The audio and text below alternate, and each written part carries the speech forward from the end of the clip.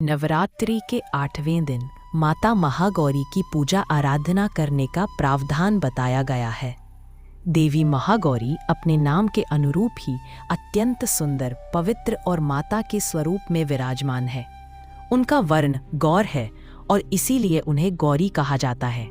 नवरात्रि के 8वें दिन महागौरी माता की पूजा आराधना करके मनुष्य अपने जन्म जन्मों के बंधनों को मुक्त कर सकता है, सभी पापों से मुक्त होकर भगवान की शरण में सर्वोच्च गति प्राप्त कर सकता है।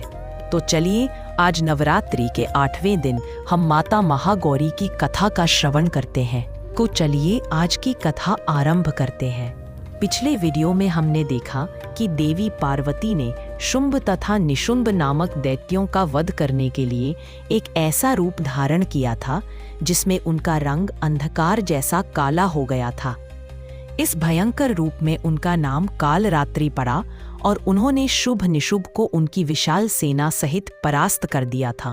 देवताओं को पुनः स्वर्ग लौटा दिया था।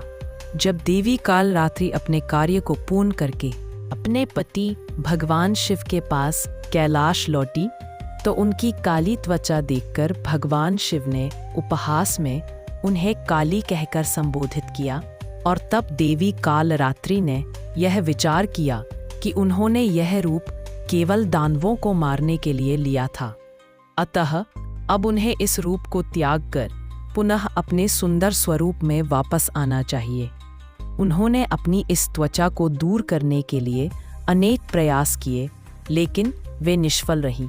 इसलिए आखिर उन्होंने निश्चय किया कि वे ब्रह्मा जी की तपस्या करेंगे जिससे वे उन्हें कोई उपाय बता सके, और फिर उन्होंने ऐसा ही किया। ब्रह्मा जी उनकी तपस्या से प्रसन्न हुए और उन्होंने देवी को सुझाव दिया कि उन्हें मानसरोवर झील में स्नान करना चाहिए।